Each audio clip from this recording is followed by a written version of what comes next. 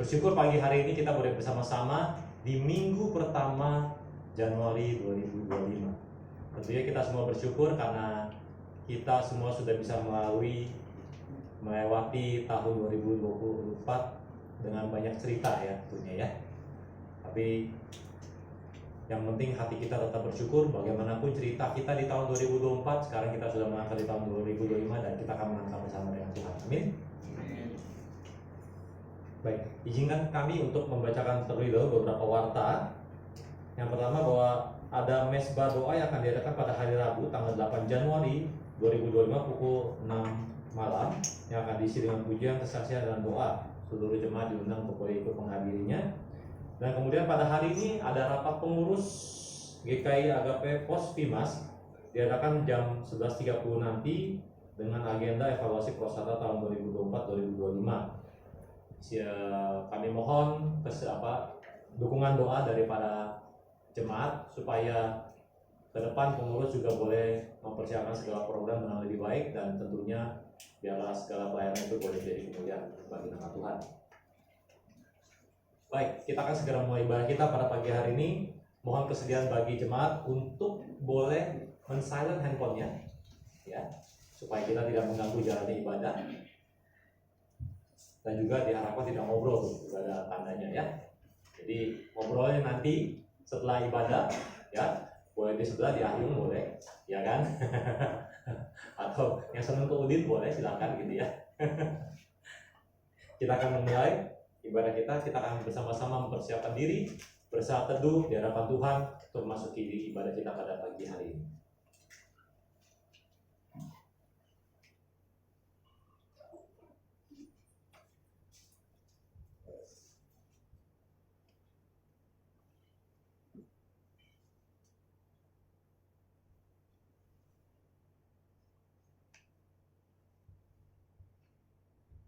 Amin. Seluruh jemaat kami undang berdiri, kita bersama-sama mulai ibadah kita dengan menaikkan sebuah pujian KPPK 814, sungguh besar Kau Allah.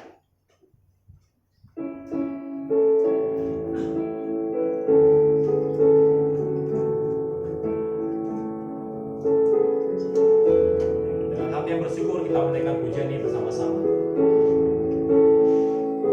Bila kulihat bintang gemerlapan dan bunyi riuh-riuhku dengar, ya Tuhanku, tak putus aku heran melihat ciptaanmu yang besar. Maka jiwaku pun memujimu, sungguh besar Kau Allahku.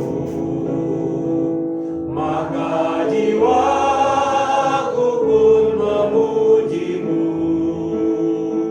sungguh besar Kau Allahku. Baik, kedua.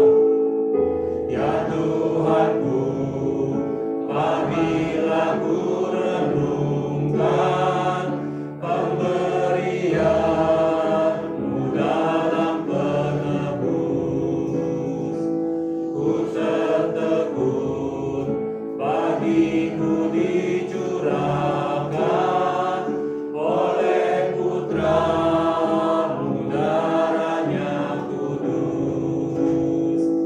Maka jiwaku pun memujimu,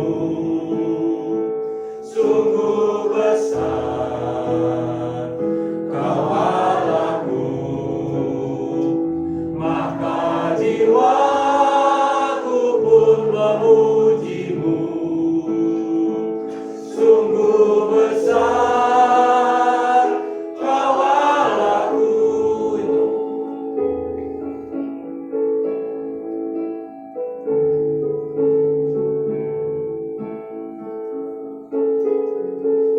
Apabila nanti Kristus memanggilku, sukacitaku amatlah besar. Apabila nanti Kristus memanggilku, sukacita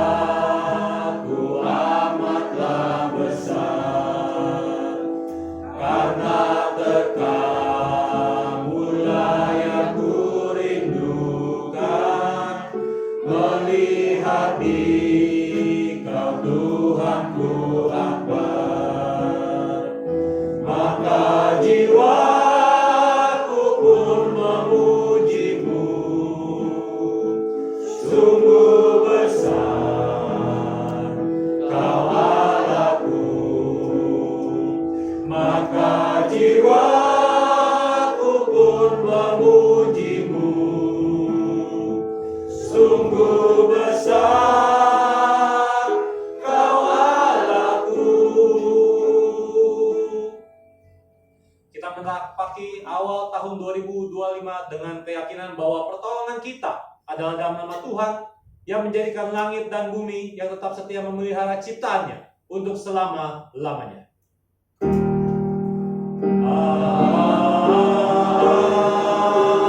Amin. Amin.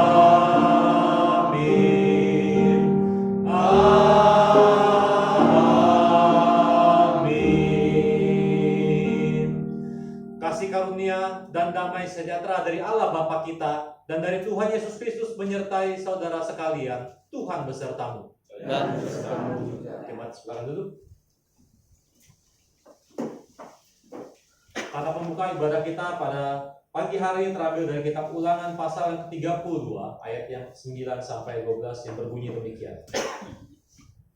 Tetapi bagian Tuhan ialah umatnya, Yakub ialah milik yang ditetapkan baginya.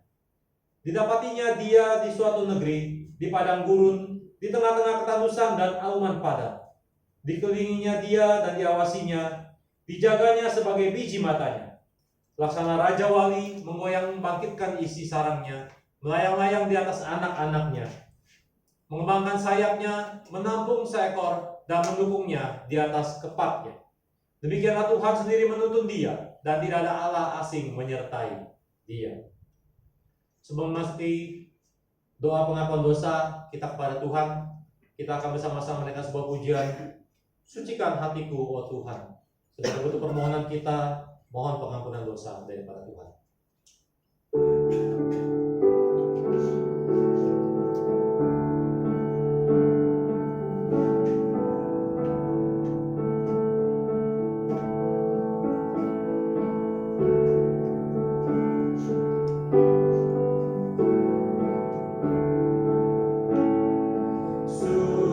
Sucikan hatiku, oh Tuhanku.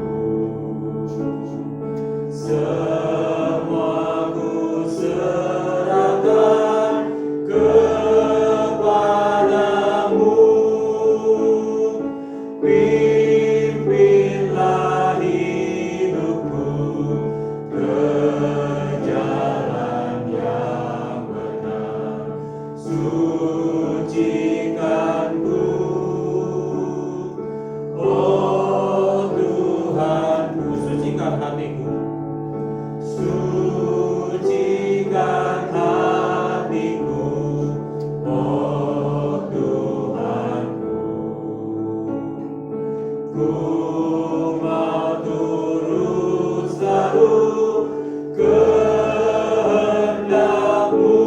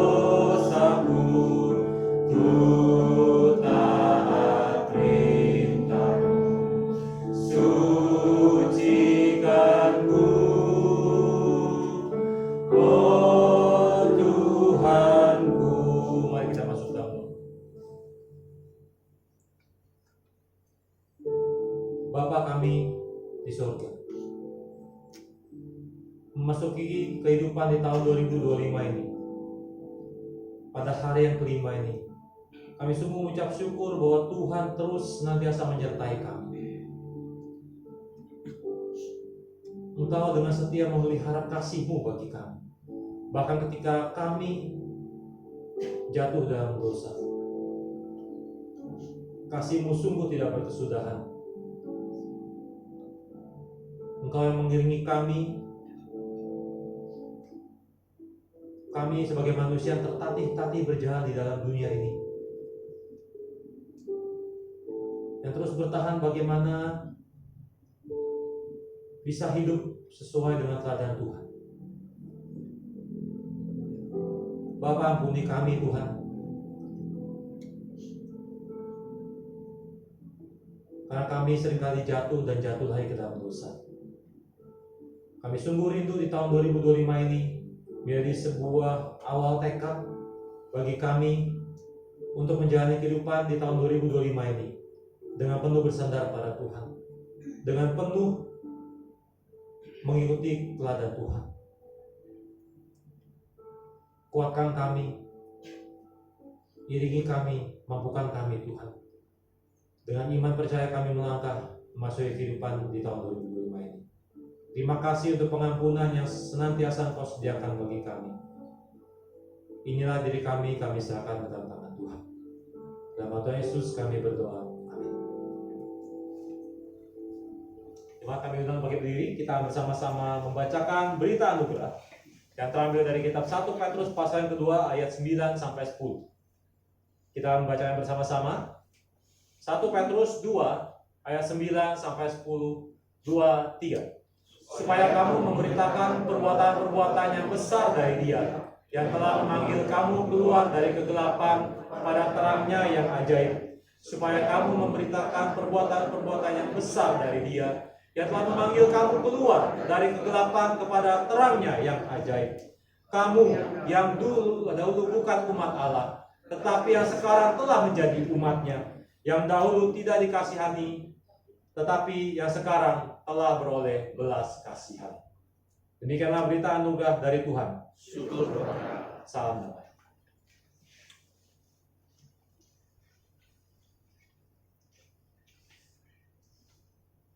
Kita segera mendengarkan pemberitaan firman Tuhan yang disampaikan oleh penginjil Luki Supit. Sebelum itu kita bersama-sama menaikkan pujian firman hidup.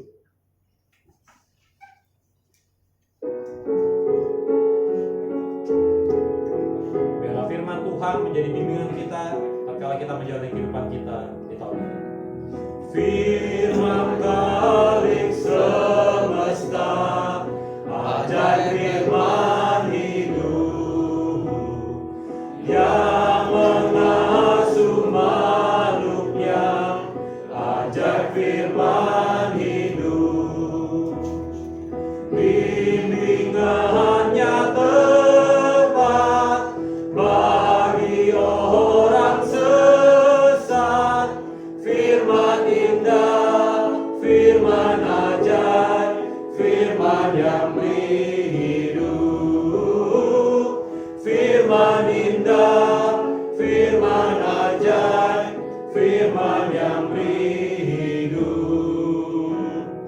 Firman Putra mulia, ajaib firman hidup, menyampaikan kurnia, ajaib firman hidup. Oleh darah kudus, dosamu ditebus. Firman indah, firman ajaib, firman yang beri hidup. Firman indah, firman ajaib, firman yang beri hidup. Intro.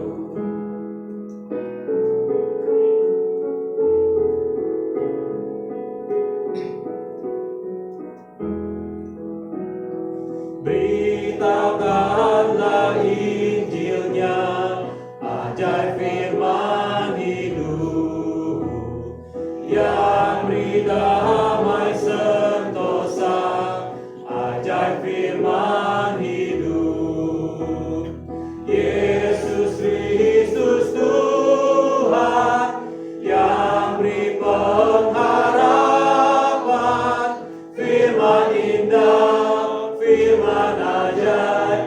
Firman yang beri hidup, firman indah, firman ajaib, firman yang beri hidup. Mas, dulu kita akan mendengar persembahan pujian oleh vokal grup Tunas Remaja. Waktu yang tepat kami silakan.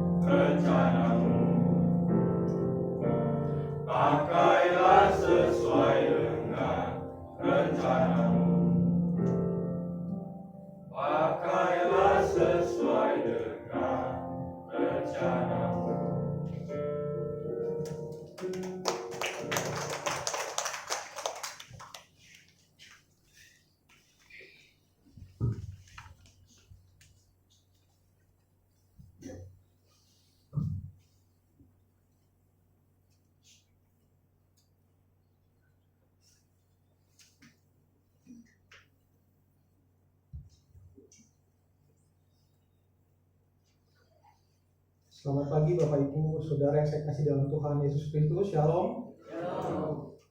Bagaimana kabarnya hari ini? Luar biasa. Ya, puji Tuhan ya. Ya, memang tidak selalu Bapak Ibu kalau kita tanya kabar seseorang itu dalam keadaan baik bahkan luar biasa. Ya, kemarin kami mengunjungi seorang rekan yang dulu pernah sama-sama melayani di satu kota. Dia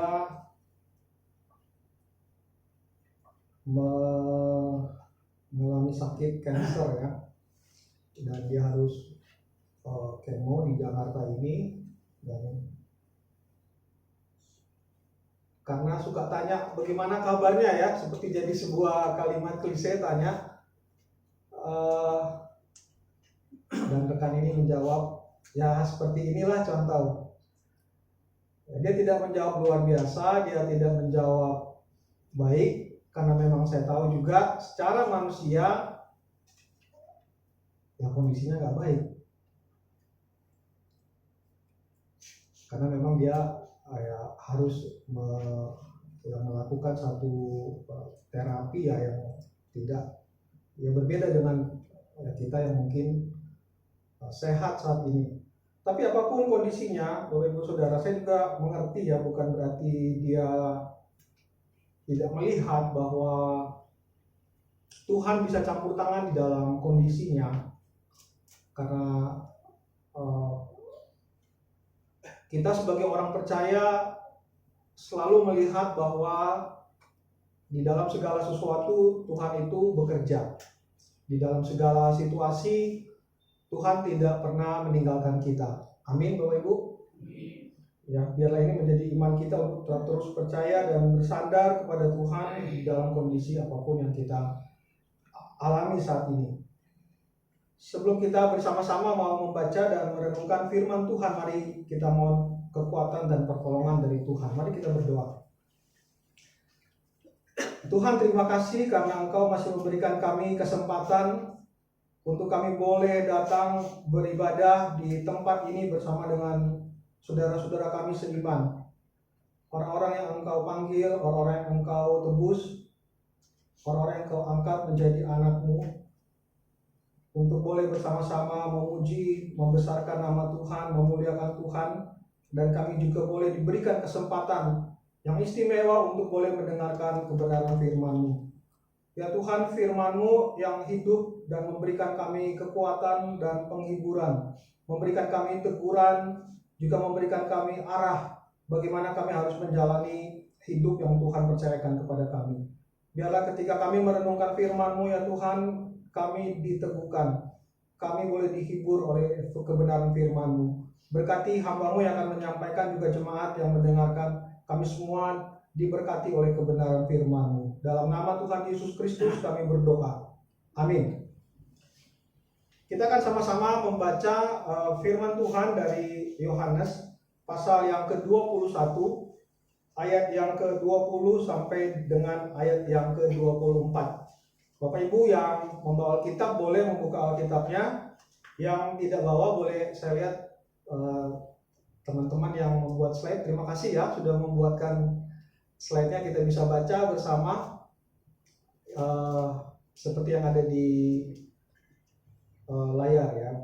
Bapak Ibu yang membawa Alkitab boleh juga baca. Saya akan baca dari Alkitab yang saya bawa. Murid yang dikasihi Yesus.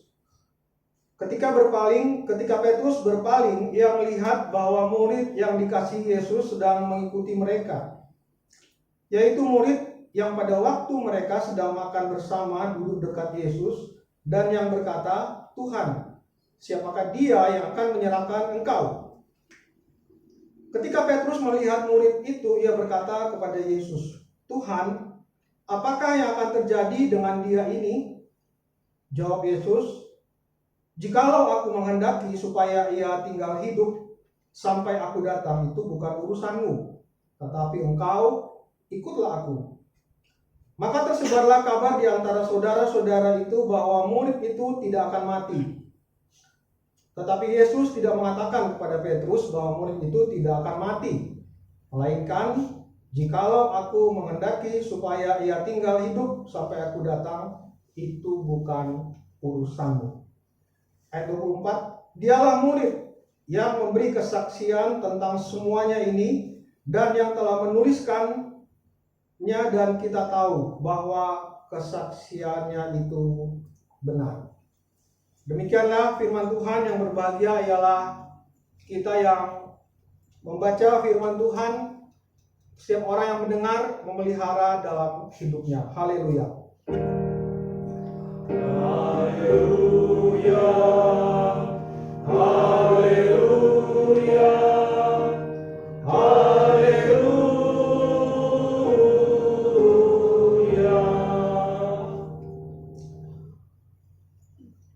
bisa minta tolong tampilkan slide-nya. Bapak Ibu Saudara yang saya kasih di dalam Tuhan Yesus Kristus, ada 5 ayat firman Tuhan di dalam Injil Yohanes ini yang berbicara tentang, yang menuliskan satu frase murid yang dikasihinya atau murid yang dikasihi Tuhan Yesus. Itulah tema yang akan kita renungkan pada pagi hari ini. Yang pertama yang terdapat di dalam Yohanes pasal yang bisa bantu. Yohanes pasal yang ke-13 ayat yang ke-23 di sana berbunyi, seorang di antara murid Yesus, yaitu murid yang dikasihinya, bersandar dekat kepadanya di sebelah kanannya. Yang kedua yaitu dari Yohanes pasal 19 ayat yang ke-26, di sana mengatakan demikian. Ketika Yesus melihat ibunya dan murid yang dikasihinya di sampingnya, berkatalah ia kepada ibunya, "Ibu, inilah anakmu." Kemudian di dalam Yohanes pasal 20 ayat yang kedua, di sana dikatakan demikian. Ia berlari-lari mendapatkan Simon Petrus dan murid lain yang dikasihi Yesus, dan berkata kepada mereka, Tuhan telah mengambil orang dari kubur, Tuhan telah diambil orang dari kuburnya, dan kami tidak tahu di mana ia diletakkan. Yang keempat dari Yohanes 21 ayat yang ke-7 berbunyi demikian, maka murid yang dikasihi Yesus itu berkata kepada Petrus, itu Tuhan. Ketika Petrus mendengar bahwa itu adalah Tuhan, maka ia mengenakan pakaiannya sebab ia tidak berpakaian, lalu terjun ke dalam danau. Dan yang kelima yang terakhir dari Yohanes 21 yang kita baca dan kita merenungkan pada pagi hari ini, ayat yang ke-20. Ketika Petrus berpaling, ia melihat bahwa murid yang dikasihi Yesus sedang mengikuti mereka, yaitu murid yang pada waktu mereka sedang makan bersama duduk dekat Yesus, dan yang berkata, Tuhan, siapakah dia yang akan menyerahkan engkau? Murid yang dikasihi Yesus. Bapak Ibu Saudara, kalau kita punya anak lebih dari satu, kalau anak hanya satu, ya pasti satu anak itu ya pasti yang dikasihi ya. Dan sudah pasti anak itu juga akan berpikir atau merasakan bahwa ya otomatis saya yang pasti akan lebih dikasihi. Karena kan nggak mungkin ya orang tuanya mengasihi anak yang lain kan. Walaupun ada Bapak Ibu ya, saya lihat biasanya yang mengasihi anak yang lain itu biasanya yang saya temui ya, karena hidup saya sehari-hari di sekolah itu guru ya. Kadang saya pikir ya, guru ini kasihan ya, anak orang lain diperhatiin, dikasihi. Kalau nakal diusahakan kan, sekarang nggak boleh dipukul gitu ya. Pokoknya ada pendekatan. Kadang-kadang saya berpikir kalau di rumah anaknya diperlakukan begini nggak ya?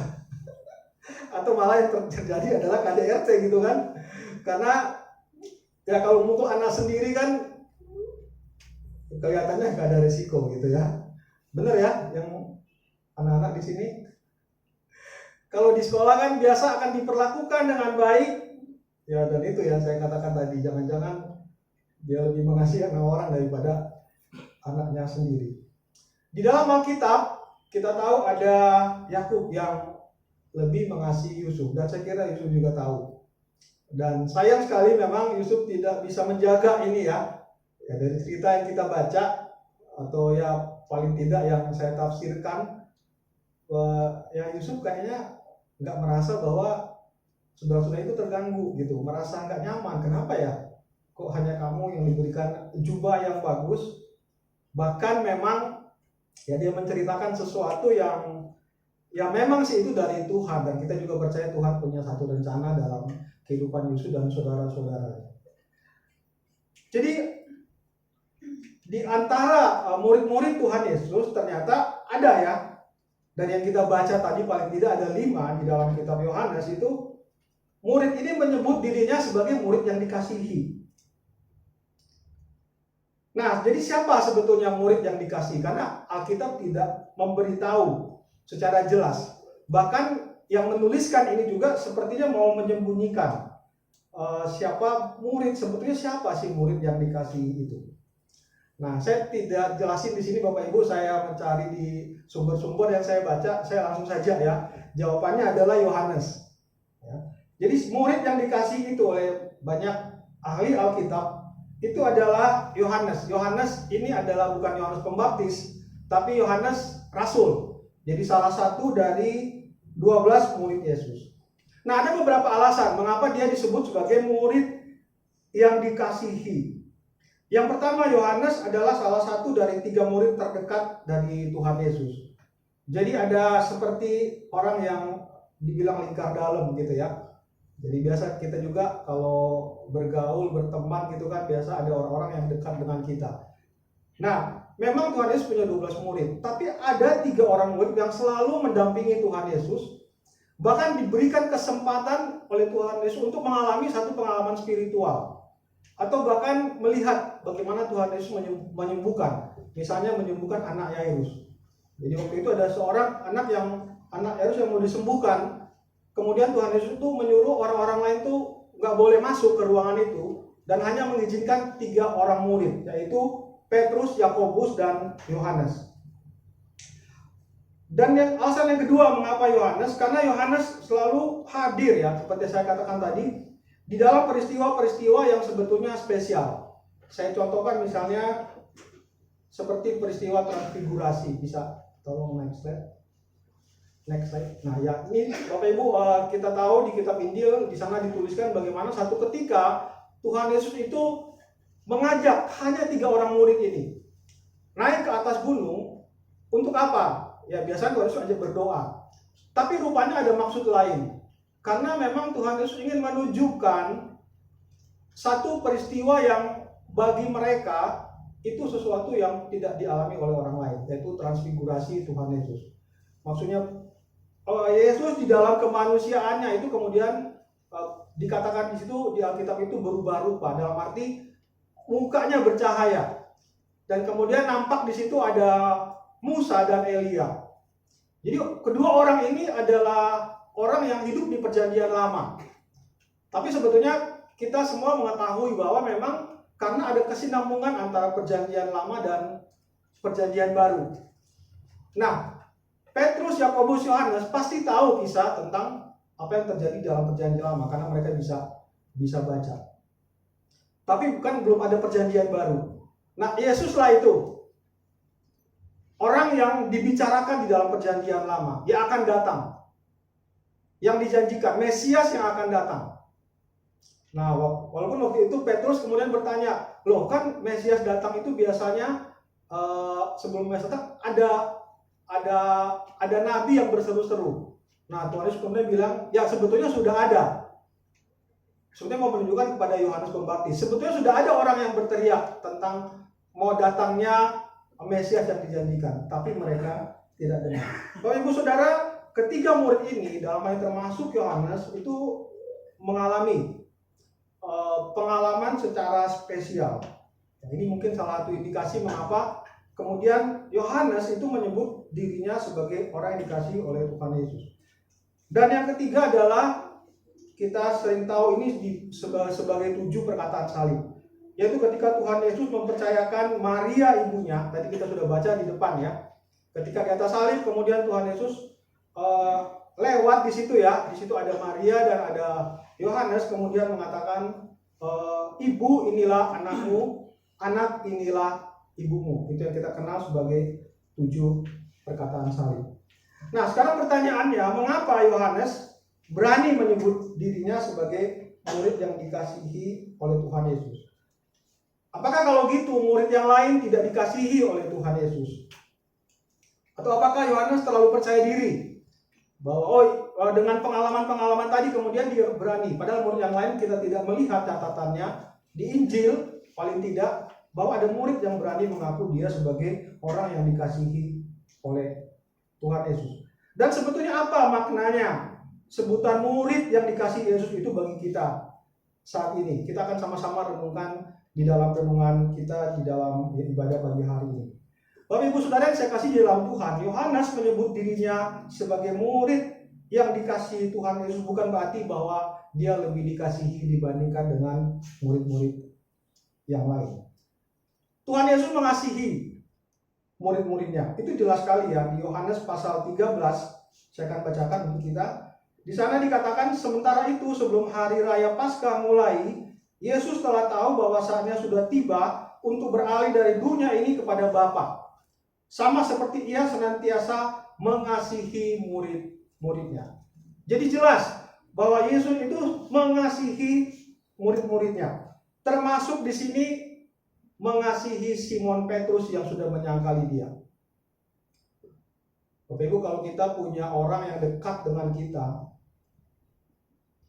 satu hari entah karena satu sebab kita melakukan sesuatu yang mungkin berbahaya kalau kita diakui sebagai orang yang kenal, kita tiba-tiba menyangkal, kita tiba-tiba disangkal oleh orang yang pernah dekat dengan kita. Wah, pasti itu sesuatu yang menyakitkan, bukan? Kok bisa ya orang yang sehari-hari, ya, Petrus yang sehari, bahkan Petrus sendiri kan pernah mengungkapkan kepada Yesus, mungkin orang lain akan pergi meninggalkan engkau, tapi saya tidak, bahkan saya berani mati. Walaupun Yesus pernah mengatakan, Petrus, sebelum ayam berkokok 3 kali engkau sudah menyangkal aku. Sebelum ayam berkokok engkau telah menyangkal aku 3 kali. Jadi Petrus yang pernah menyangkali Yesus sekalipun itu dikasihi oleh Tuhan. Oke, saudara, ini mengajarkan kepada kita bahwa ya kita bukan berarti seenaknya mau berdosa ya. Sebagai murid Tuhan, saya kira ada momen atau ada saat, mungkin ada hal-hal tertentu di mana kita jatuh ke dalam dosa. Tetapi kalau kita adalah murid Tuhan, kita melihat ternyata selalu ada kesempatan tangan Tuhan yang terbuka untuk menerima orang-orang yang berdosa.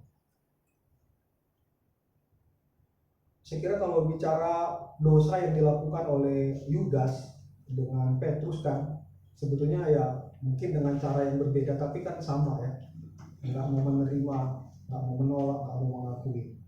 Bahkan Petrus dikatakan bersumpah dan mengutuk. Ya, saya tidak mau mengatakan kalau gitu ya dia lebih Yudas lebih ringan, tidak juga Bapak. Tapi mau mengatakan ternyata orang yang dekat dengan Kristus sekalipun adalah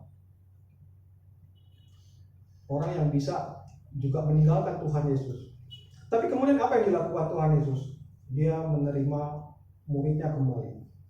Bahkan firman Tuhan yang tadi kita baca dari Yohanes pasal 21 ayat 20 sampai 24 itu sebetulnya berbicara tentang lanjutan dari ayat sebelumnya. Jadi sebetulnya ayat tadi kan kita baca di depan, ketika Petrus berpaling dan kemudian melihat murid yang dikasihi. Nah, sebelum Petrus berpaling ada peristiwa. Peristiwanya apa? Yaitu ketika Yesus menanyakan kepada Petrus, apakah engkau mengasihi aku? Kita tahu cerita ini ya, dan itu Petrus sampai 3 kali. Ya, ditanya oleh Tuhan Yesus, apakah engkau mengasihi aku? Nah, ada para ahli Alkitab menafsirkan kenapa harus 3 kali, ya karena Petrus menyangkalnya 3 kali. Jadi ketika Tuhan Yesus itu mau bertanya 3 kali, sebetulnya kepentingannya untuk Petrus sendiri, dia untuk direstorasi kembali oleh Tuhan. Dia tidak membawa rasa bersalah pada masa lalunya yang pernah menyangkal Tuhan Yesus. Jadi sebetulnya percakapan tentang murid yang dikasihi oleh Tuhan Yesus, ini kan sebetulnya percakapan Tuhan Yesus dengan Petrus. Lagi ngomongin murid itu. Nah, sedangkan Petrus sendiri itu adalah orang yang pernah menyangkal. Jadi dan sekarang dia Tuhan kasih kesempatan. Artinya Petrus juga adalah murid yang dikasihi oleh Tuhan Yesus. Nah, sekarang tapi mengapa ya Yohanes itu merasakan kasih yang istimewa dari Tuhan sampai menyebut 5 kali. Seperti yang tadi kita lihat ya di dalam pembukaan khotbah saya tadi. Ada 5 kali Yohanes menyebut dia sebagai murid yang dikasihi oleh Tuhan Yesus. Apa yang kita bisa pelajari dari frase ini, dari ungkapan murid yang dikasihi oleh Tuhan Yesus? Yang pertama, yaitu murid yang dikasihi Tuhan Yesus adalah murid yang mengalami kasih Tuhan secara pribadi. Bapak Ibu Saudara, Yohanes itu mengalami kasih Tuhan Yesus secara pribadi dan mendalam. Bagaimana saya berani bisa mengatakan itu? Satu ayat firman Tuhan yang saya kira menjadi ayat hafalan mungkin kita pertama kali jadi Kristen di Yohanes 3 ayat 16. Betul ya? Ada Bapak Ibu yang belum hafal ayat itu? Kita mungkin gak semua hafal ya ayat Alkitab. Tapi saya kira kalau kita bilang Yohanes 3 ayat 16, setiap orang percaya di negara manapun, di tempat manapun, saya kira sangat tahu ayat ini. Karena begitu besar kasih Allah akan dunia ini, sehingga Ia mengaruniakan anaknya yang tunggal, supaya setiap orang yang percaya kepadanya tidak binasa, melainkan beroleh hidup yang kekal. Bapak Ibu Saudara, seakan-akan ayat yang dikatakan ya, yang dituliskan oleh Yohanes, dan memang ini ayat ini cuma ada di Injil Yohanes, tidak ada di Injil yang lain. Seperti memberikan rangkuman kan,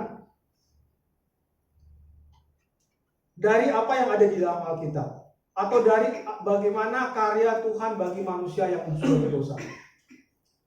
Bagaimana Alkitab kita dimulai dengan kisah penciptaan, kemudian ada kisah kejatuhan, kemudian ada kisah penebusan, dan seterusnya nanti ada pembaruan, ya, nanti ada restorasi dari Tuhan ketika nanti bumi, langit dan bumi yang baru. Intinya apa sebetulnya? Intinya ada pada apa yang dikerjakan oleh Kristus kepada manusia berdosa, yaitu apa? Yaitu penebusan. Dan itu hanya bisa dikerjakan karena Allah mengasihi manusia berdosa. Dan itulah yang dirasakan oleh Yohanes. Yohanes mengalami secara pribadi kasih dari Tuhan. Saya kira bukan berlebihan, bukan terlalu percaya diri sehingga Yohanes kemudian menyebut dirinya sebagai murid yang dikasihi oleh Yesus. Bapak Ibu Saudara, saya kira ini memberikan identitas bukan? Dan ini tidak eksklusif dipakai oleh Yohanes. Saya dan Bapak Ibu Saudara sekalian bisa, saya kira, mengatakan saya adalah murid yang dikasihi oleh Kristus.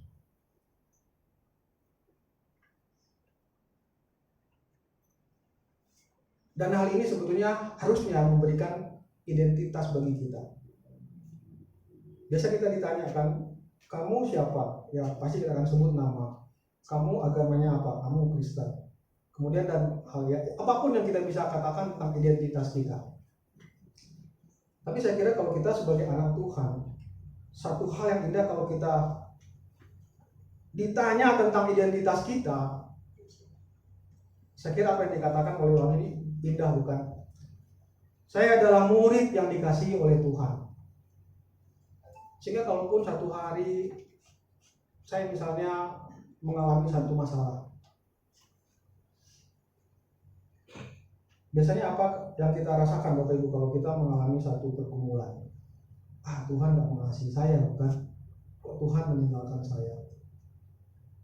Kan sebenarnya tidak. Kenapa? Karena ya saya orang dikasihi oleh Tuhan. Ketika anak-anak misalnya di sekolah, ini kan paling sering ya di sekolah anak itu dibully. Salah satu yang susah memang Bapak Ibu ya, kita mau bikin ceramah tentang nggak boleh bully. Kita sudah bilang kalau kamu bully kamu bisa ya dapat sanksi entah sosial, sanksi dari orang tua yang lain, atau ya bisa juga ya itu kalau di media sosial kan kamu bisa ada sanksi secara hukum, tapi kan tetap dilakukan. Nah caranya bagaimana ya supaya anak itu dipersiapkan? Satu hari kamu mungkin dibully. Apa yang membuat kamu tuh nggak mentalnya kuat? Apa yang membuat kamu itu tahan ya? Karena orang kan bisa ngomong apa saja, ya.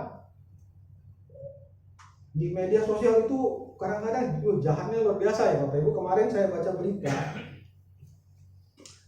ketika saya persiapan renungan pagi tentang ada pesawat kan kemarin akhir tahun itu ada 4 ya kecelakaan pesawat. Yang paling banyak korbannya itu 179 orang itu, yaitu Jeju Airlines ya. Wadiji Korea. Ada dua yang selamat, yaitu pramugara dan pramugari. Mereka dulu di paling belakang. Saya biasa naik pesawat, besok saya mau berangkat naik pesawat juga ke Pontianak. Saya nggak pilih di belakang karena nggak ada nomornya di belakang. Katanya tempat paling aman di ekor itu ya. Ya, tapi kalau namanya mau meninggal ya tetap aja kan. Tapi ya karena ya secara teknis dan saya percaya juga ya itu ada rencana Tuhan buat kedua orang ini. Dua orang ini selamat. Normalnya Bapak Ibu ya, kalau orang selamat kita biasa apa? Bahkan media biasa ketika berita ini turun cuma dibilang tuh 60 kalau nggak salah dari 100 sekian, 181. Bukankah cuma sedikit kan ya? Banyak yang ini. Tapi ada dua, harusnya kan bersyukur. Tapi tahu nggak yang terjadi ya di netizen Korea? Mereka itu seperti menyalahkan dua orang ini. Jadi katanya sebagai rasa ya ikut merasakan kedukaan, ya harusnya kamu jangan hidup. Harusnya kamu ikut mati saja. Itu jahat sekali ya. Itu orang itu bisa dibully ya. Dia nggak buat salah, dia ya bukan sebab akibatnya bukan dari dia, tapi bisa saja ya dibully. Dan itu bisa kena ke siapa saja. Ke setiap orang. Kita karena memang kalau mau dicari ya orang itu penuh dengan kesalahan dan bisa jadi satu bahan bulian. Entah di sekolah atau entah di secara sosial. Apa yang membuat kita tahan terhadap ejekan, makian? Saya pikir ini salah satu identitas kita. Saya adalah orang yang dikasihi oleh Tuhan. Itu memberikan identitas bagi kita. Ketika kita ada pergumulan, dan biasanya kan banyak orang ketika kita bergumul itu seakan-akan nggak peduli dan mereka meninggalkan kita. Bapak Ibu Saudara, Yohanes menyebut dirinya sebagai murid yang dikasihi Tuhan karena dia sendiri mengalami kasih Tuhan Yesus itu secara pribadi. Pertanyaannya, apakah kita mengalami kasih itu secara pribadi? Bapak Ibu Saudara, kita memang bukan 12 murid. Ya, memang 12 murid ini memang pasti ada keistimewaannya. Karena kita mengatakan mereka akan menghakimi 12 suku Israel. Tapi kita ada murid Tuhan Yesus kan, di dalam arti kita lah anak-anaknya. Kita pengikutnya. Tapi pertanyaannya, kalau kita sudah di pengikut dia, apakah kita sudah mengalami secara pribadi kasih dari Tuhan itu? Sehingga kita berani berkata, saya juga adalah murid yang dikasihi oleh Tuhan. Yang kedua, murid yang dikasihi itu berbicara tentang kedekatan. Saya menyebutnya satu istilah yang jarang dipakai di sini ya, yaitu kemelekatan. Kalau dekat ya, kalau ya saya dengan Tuhan Surianto kan saya semakin ini 2 meter ya kira-kira. Saya ke sana semakin dekat 1 meter, setengah meter, itu dekat ya, dekat. Tapi sebetulnya kalau berbicara kedekatan dengan sebagai orang murid yang dikasihi sebagaimana dialami oleh Yohanes, yaitu bagaimana dia betul-betul dekat, melekat pada Kristus. Bapak Ibu Saudara, di dalam Yohanes pasal 13, tadi kita ada lihat ya di depan. Di sana itu berbicara mengatakan bahwa ketika di perjamuan Yohanes itu betul-betul di samping Tuhan Yesus. Bahkan dia bersandar ke tubuh Tuhan Yesus. Nah, itu ada gambarnya ya. Bisa tolong next. Nah, ini saya ambil di internet. Itu dikatakan dia ada di sebelah kanan. Bahkan Petrus itu jauh sebetulnya. Makanya di ayat tadi kita baca kan murid yang kasih tahu, tanya Tuhan Yesus, siapa sih yang mau mengkhianati? Itu kan Petrus kayak kasih kode ke Yohanes, tanyain dong Tuhan Yesus karena kamu lagi dekat di situ. Memang ini menggambarkan kedekatan secara fisik. Ada di sebelah. Ya, kita hari ini tidak Tuhan Yesus tidak hadir secara fisik kan? Karena dia bersama dengan Bapa di surga. Tapi kita bisa dekat secara spiritual. Bisa dekat secara rohani. Saya berikan contoh Bapak Ibu, mungkin hari ini saya kira tidak ada orang yang tidak dekat, tidak melekat dengan HP-nya. Betul ya? Paling jauh di kantong bawah, paling jauh mungkin kalau ibu-ibu biasa taruh di tas ya. Kalau bapak-bapak ya biasa dipegang gitu kan ya. Saya Bapak Ibu kalau mau biasakan ya, kalau bisa Jumat sore sesudah pulang dari tempat kerja, dari sekolah, saya mau letakin aja HP-nya, walaupun dihidupin, supaya ada SMS, ada masuk yang penting saya bisa baca nanti, tapi cuma sekali-sekali, tidak seintens dari hari Senin sampai hari Jumat. Jadi saya mau pakai Sabtu Minggu itu ya sebagai ya waktu ya buat saya melakukan kegiatan yang lain yang tidak seperti biasa, di mana HP itu betul-betul melekat di tangan. Nah, makanya saya kadang-kadang aneh juga ya Bapak Ibu kalau ada orang di SMS atau di WA di hari jam kerja jawabannya lama gitu. Padahal setahu saya hari ini nggak ada orang nggak pegang HP. Semua HP itu di tangan, melekat di tangan gitu ya. Entah dia mau lihat medsos, entah dia mau jawab message, tapi yang pasti itu betul-betul ada. Bahkan HP itu kita pegang dari pagi kan ya, dari bangun kita bangun pagi, kita terjaga sampai kita mau tidur lagi, HP itu melekat di tangan. Tuh ya. Buat anak remaja yang main game itu ya, wah itu bukan melekat di tangan lagi ya, melekatnya di pikiran. Sehingga mau makan, bahkan mau ibadah gitu kan ya. Kenapa? Karena ya itu sudah melekat di pikiran itu namanya. Udah nempel. Nah harusnya kemelekatan kita kepada Tuhan kan seperti itu. Mulai sejak kita buka mata pagi hari sampai kita tutup mata mau tidur. Itulah kedekatan. Dan ini dialami oleh Yohanes. Apakah kita ingin dekat dengan Tuhan? Kalau kita mau berkata saya adalah murid yang dikasihi oleh Tuhan. Yang ketiga, yang terakhir adalah murid yang dikasihi Tuhan itu artinya dia menyampaikan apa yang dia alami. Ada kaitannya dengan poin yang kedua tadi Bapak Ibu. Karena Yohanes itu melekat kepada Tuhan sehingga dia bisa menyampaikan apa yang dia rasakan karena dia dekat dengan Tuhan. Saya mau ajak kita mari baca di ayat Alkitab terakhir ya, kita baca hari ini ini juga ditulis oleh Yohanes. Jadi Yohanes kan menulis tiga ya, Injil Yohanes, surat Yohanes, dan Wahyu. Nah surat Yohanes ini gampang hafalnya. Yohanes 1 ayat 1. 1 Yohanes 1 ayat 1. Saya akan baca untuk kita sekalian. Apa yang telah ada sejak semula, yang telah kami dengar, yang telah kami lihat dengan mata, yang telah kami saksikan, dan yang telah kami raba dengan tangan kami tentang firman hidup, itulah yang kami tuliskan kepada kamu. Bapak Ibu, Yohanes yang tadi saya katakan ya, di perjamuan dia dekat secara fisik. Saya percaya juga sehari-hari mungkin pasti ya, Yohanes berani berkata apa yang kami lihat, kami dengar, yang kami raba. Itu mengungkapkan tentang kedekatan. Nah, hanya orang yang dekat dengan Kristus yang bisa menyampaikan kesaksian tentang siapa diri Kristus. Kenapa? Karena dia kenal. Kita nggak bisa menyampaikan kita sesuatu tentang Kristus kalau kita nggak kenal Kristus, nggak dekat dengan Kristus. Saya selalu suka kalimat ini yang mengatakan demikian. Kita tidak bisa memberikan dari apa yang kita tidak punya. Ya betul ya punya. Saya nggak bisa kasih uang, saya nggak punya uang. Saya nggak bisa kasih Injil kepada orang lain kalau saya tidak mengalami Injil. Jadi nggak mungkin saya menjadi seorang penginjil kalau saya sendiri tidak mengalami Injil, tidak mengalami perjumpaan pribadi itu dengan Kristus, tidak dekat, tidak melekat dengan Kristus.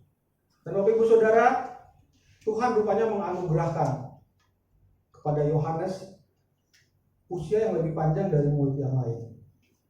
Dari semua murid, memang hanya Yohanes tidak ada di Alkitab ya, tapi ada dalam catatan sejarah gereja bahwa Yohanes itu matinya mati tua. Jadi beda sama murid yang lain, mereka mengalami aniaya, Tetapi Yohanes ini tidak mengalami aniaya, walaupun sempat dianiaya tapi tidak mati. Kemudian dia dibuang kan di Pulau Patmos. Disitulah Tuhan memberikan wahyu kepada dia. Tuhan menginspirasi dia untuk bisa menuliskan kitab wahyu yang ada pada kita sekarang, tentang penglihatan yang Tuhan berikan kepada Yohanes. Nah, Yohanes dapat umur yang panjang. Tapi untuk apa sih umur yang panjang itu? Seperti yang dia katakan, untuk menyampaikan kesaksian tentang Yesus, dan itu dilakukan. Bapak Ibu Saudara, saya mau tutup khotbah saya hari ini dengan satu klip. Bisa next. Ya, bisa next lagi.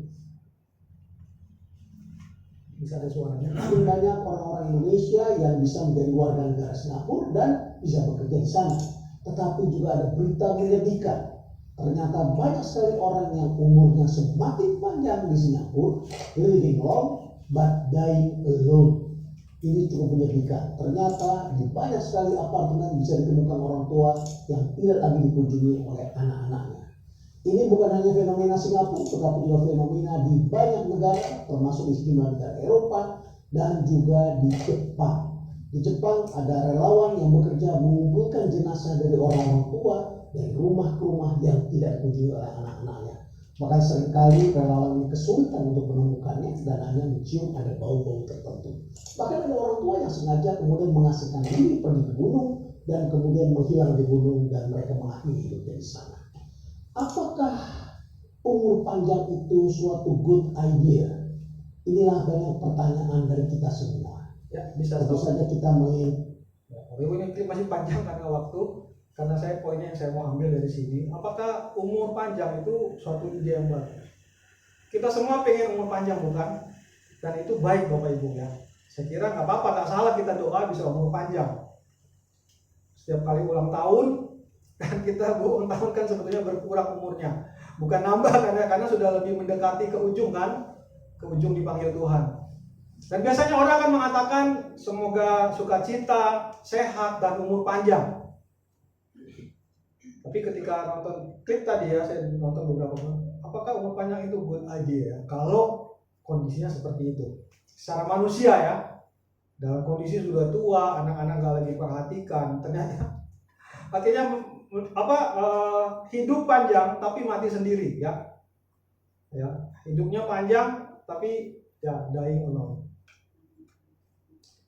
Bapak Ibu Saudara yang saya kasih dalam Tuhan, kalau hari ini Tuhan masih memberikan kita umur panjang dan itu puji Tuhan, apa yang kita lakukan di umur yang panjang yang Tuhan berikan?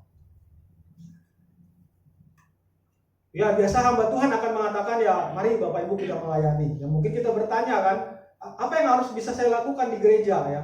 Kan sudah ada juga orang-orang yang melayani. Atau mungkin ya tadi saya katakan di ibadah satu kepada ya kan banyak sudah lansia, sudah susah jalannya, bahkan harus dibantu oleh orang lain.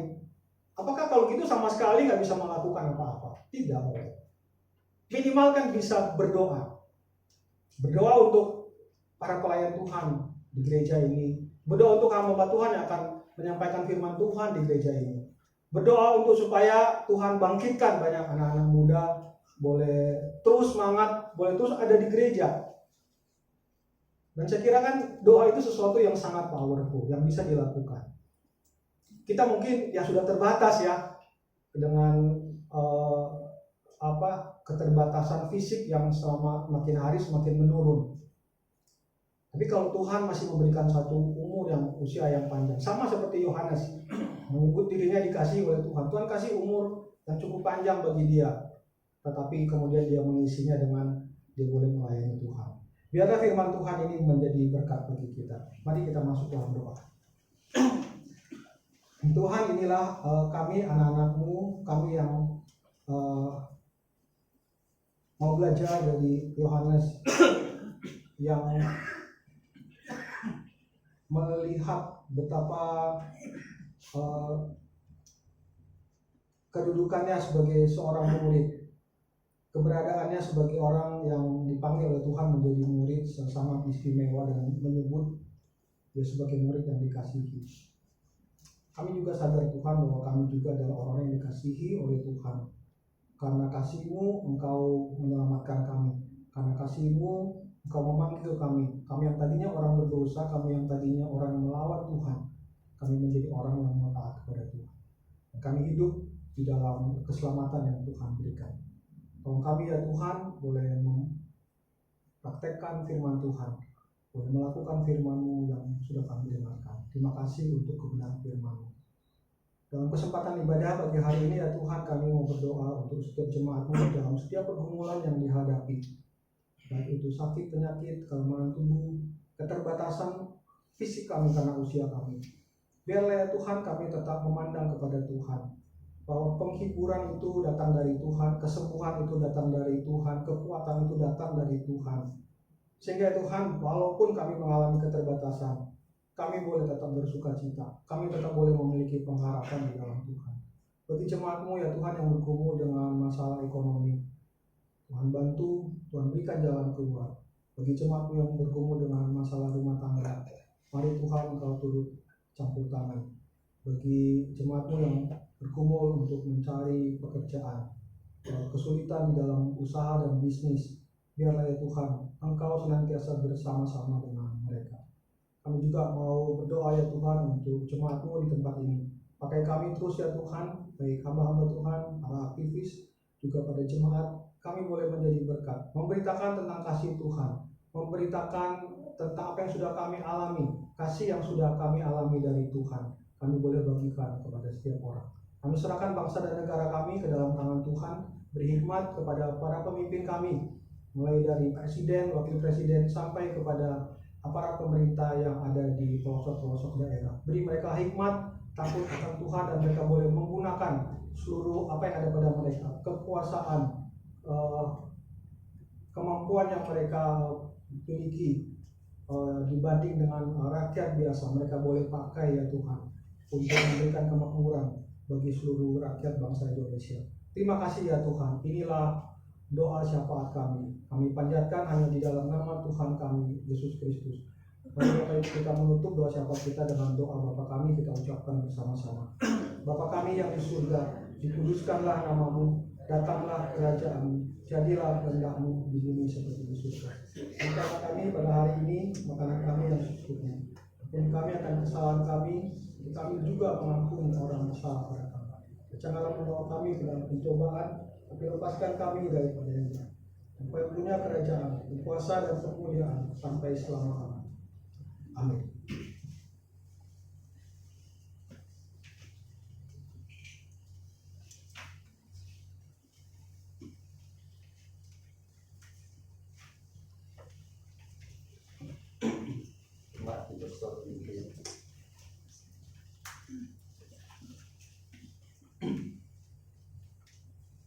Marilah kita bersama dengan umat Allah di masa lalu, masa kini, dan masa depan, mengingat pengakuan pada baptisan kita menurut pengakuan iman Rasul.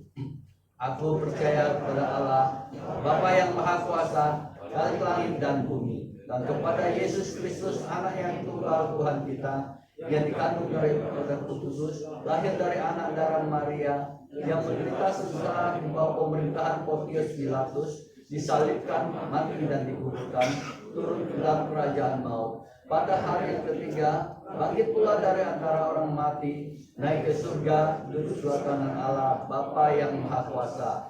Dan di sana Ia akan datang untuk menghakimi orang yang hidup dan yang mati. Aku percaya kepada Roh Kudus, Gereja yang kudus dan am, persekutuan orang kudus, pengampunan dosa, kebangkitan orang mati, dan hidup yang kekal. Amin. Silakan duduk.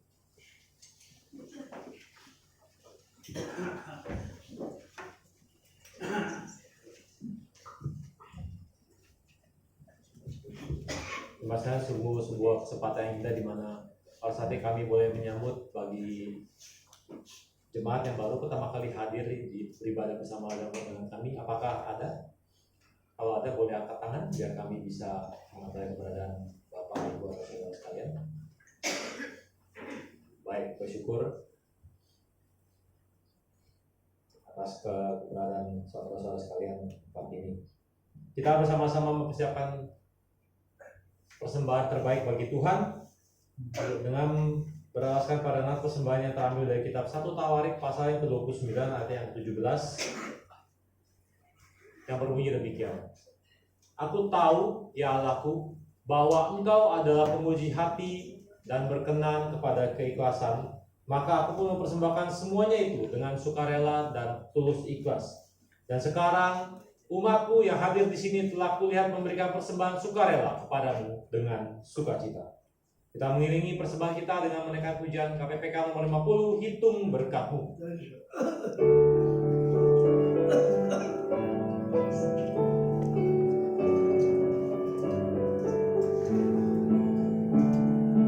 Bila gelombang kehidupan menimpa, hati jadi takut dan putus asa. Jangan lupa berkat Tuhan hitunglah, pasti kau tercengang akan karyanya. Hitung berkat satu persatu, dan lihatlah karya Tuhanmu. Hitung berkat satu persatu, hitung berkat yang melimpah padamu.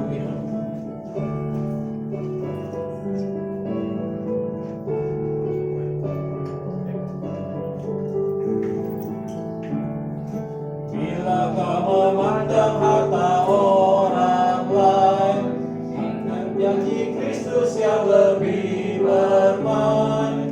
Hitung berkat Tuhan yang tak terbeli, pahala saya surga diri berberi. Hitung berkat satu persatu, dan lihatlah karya Tuhanmu. Hitung berkat satu persatu, hitung berkat yang melimpah padamu. Bapa di surga, inilah persembahan kami bawa ke hadapan Tuhan dengan setulus hati kami, yang kami tahu semua berkat ini juga berasal dari Tuhan. Biarlah Engkau pakai persembahan ini supaya boleh terus menjadi berkat melalui gerejamu tempat ini, dan biarlah juga tangan-tangan yang sudah memberi maupun yang belum sempat memberi, Engkau juga berkati, sehingga kehidupan kami semua boleh terus memuliakan nama Tuhan, dan gerejamu juga boleh terus bertumbuh melayani orang-orang di sekitar gereja ini. Terima kasih Bapak. Inilah persembahan kami, dalam nama Yesus kami berdoa. Amin. Kita menutup ibadah kita dengan menaikkan KPPK nomor 240, percaya dan patuh, sebagai bentuk iman kita untuk terus percaya dan patuh pada Tuhan.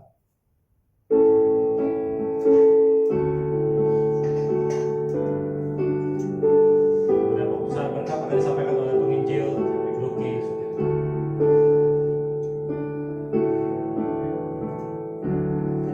Bersama Tuhanku dalam terang firman-Nya, Ia yang menyinari jalanku.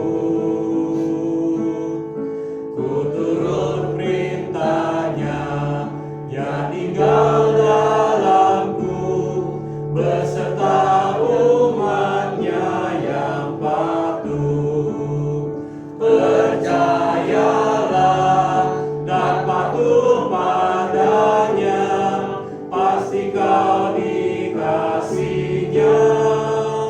Hanya percayalah, hilang awan gelap, lenyap bayang maut, saat tampak wajah Tuhanku.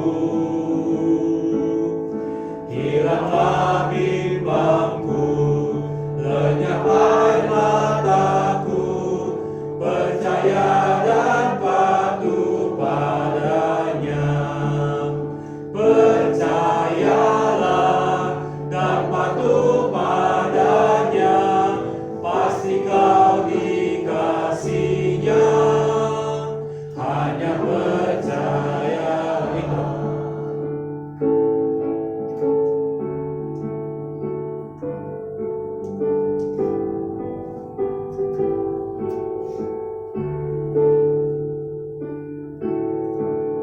Baik, yang ketiga. Tiada beban berat, tiada kesusahan, penderitaan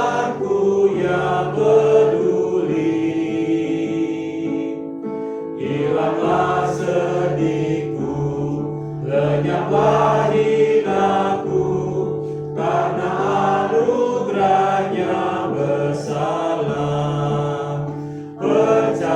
Percayalah dan patuh padanya, pasti kau dikasihnya, hanya percayalah.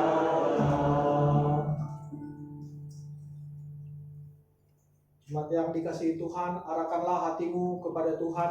Kami mengarahkan hati kami kepada Tuhan. Jadilah saksi Kristus. Syukur kepada Allah, Terpujilah Tuhan. kini dan selamanya. Terimalah berkat Tuhan. Anugerah Tuhan Yesus Kristus dan kasih Allah dan persekutuan Roh Kudus beserta saudara sekalian mulai hari ini sampai selama-lamanya. Amin.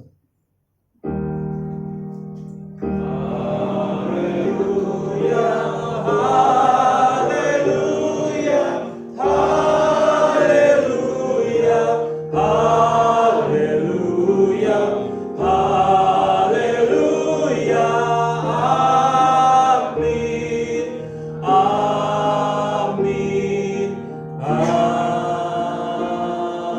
amin. Jemaat bisa duduk. Ibadah telah selesai. Saat teduh, Tuhan Yesus memberkati dan selamat hari ini.